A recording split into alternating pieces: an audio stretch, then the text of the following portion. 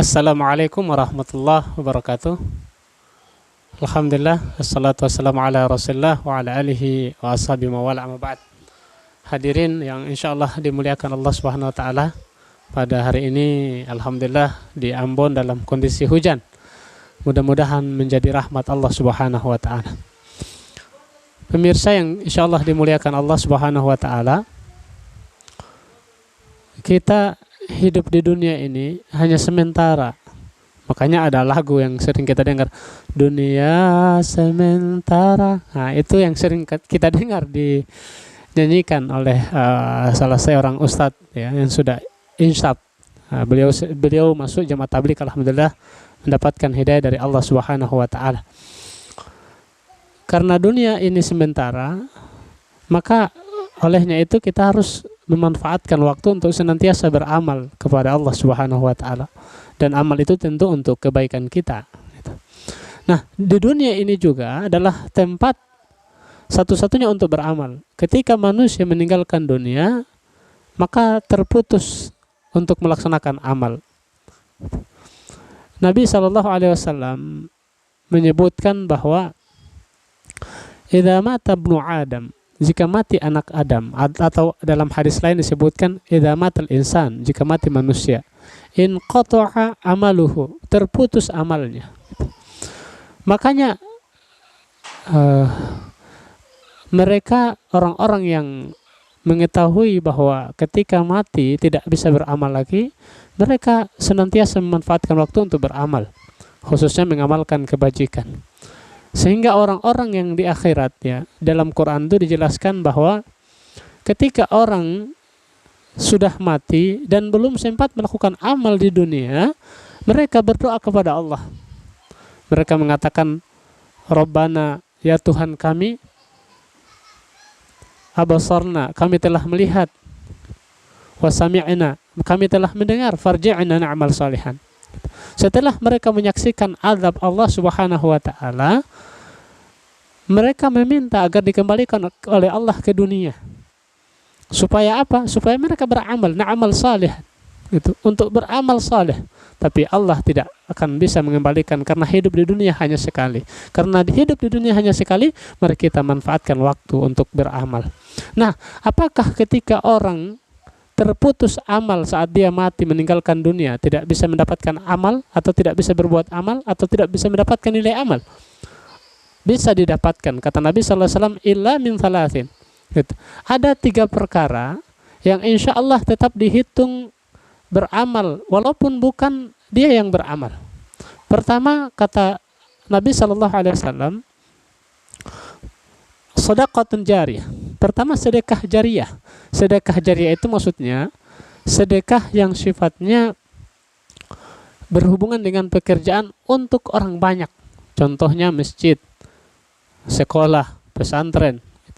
Ketika kita memiliki kontribusi ya, dengan uang kita kah, dengan tenaga kita kah, dengan doa kita kah, insya Allah selama kita memiliki kontribusi mengerjakan fasilitas-fasilitas umum, maka ketika fasilitas umum itu digunakan oleh orang melakukan ibadah, berzikir, melakukan kebaikan, maka selama itu kita ditransfer amal oleh Allah Subhanahu wa taala, dianggap beramal. Makanya kita mendapatkan nilai amal, padahal bukan kita yang mengerjakan. Masjid digunakan oleh orang lain untuk berzikir, sholat, kita mendapatkan transfer amal dari hasil masjid yang kemudian pernah ada kontribusi kita untuk mengerjakannya. Yang kedua, ilmu nafi'ah. Kedua, ilmu yang bermanfaat. Ilmu yang bermanfaat di sini berkaitan dengan ilmu-ilmu yang baik tentunya. Misalnya Al-Quran yang kita ajarkan. Kita mengajarkan kepada anak-anak, jangan banyak-banyak, 1 orang, 2 orang, itu saja. Ketika yang 2 orang itu mereka mengamalkan ilmu Al-Quran yang kita ajarkan mereka tentang huruf, kita ajarkan mereka tentang hukum-hukum bacaan Al-Quran, kita ajarkan mereka isi kandungan Al-Quran. Nah, mereka ketika mengamalkan apa yang telah kita ajarkan, kita akan tertransfer juga pahala kepada kita, karena mereka yang beramal. Mereka yang beramal karena memang atas didikan kita, atas penyampaian ilmu yang kita sampaikan kepada mereka. Gitu. Olehnya itu mari kita gunakan kesempatan untuk bisa menyampaikan ilmu, terutama kepada anak-anak kita, kepada keluarga kita, kepada kerabat-kerabat kita. Yang terakhir, waladun saleh yad'ulah. Yang terakhir adalah anak yang soleh yang senantiasa mendoakan kedua orang tuanya. Nah, inilah pentingnya mengapa kita tidak sekedar meminta agar memiliki anak. Di mana kita ketika meminta untuk memiliki anak, kita harus berdoa, Rabbi habli minas salihin, ya. Rabbi habli minas salihin, jadikanlah keluargaku, anak-anakku menjadi anak-anak yang soleh. Gitu. Waladun soleh, anak yang soleh, itu yang kita doakan. Dan ini bisa terwujud ketika kita mampu mendidik mereka. Gitu. Caranya bagaimana? Dari kecil, bahkan sejak dalam kandungan itu sudah dididik. Itu sudah membentuk kebiasaan-kebiasaan. Sejak kecil sudah dibentuk kebiasaan-kebiasaan baik. Nabi SAW perintahkan gitu, untuk mendidik anak. Misalnya tentang sholat, kata Nabi SAW, muru auladakum, perintahkan anak-anakmu bisalah untuk melaksanakan sholat wahum abna'u sab'i sinin. Ketika umur mereka 7 tahun, diperintahkan. Bahkan lebih keras Nabi SAW katakan, wadribuhum 'alaiha, dan pukullah mereka. Itu disuruh pukul sembari kita menasihati bahwa siksa Allah jauh lebih sakit, lebih berat, lebih besar ketimbang pukulan yang ayah berikan. Dipukul, itu sebagai peringatan. Diperintahkan sholat umur 7 tahun, 10 tahun. Tujuannya untuk apa? Tujuannya supaya terbentuk kebiasaan mereka untuk melaksanakan ibadah, untuk melaksanakan kebaikan. Gitu. Jadi kalau sejak kecil mereka sudah menjadi anak-anak yang soleh, insya Allah besar pun juga sama. Nanti mereka akan senantiasa mendoakan, mengingatkan kita.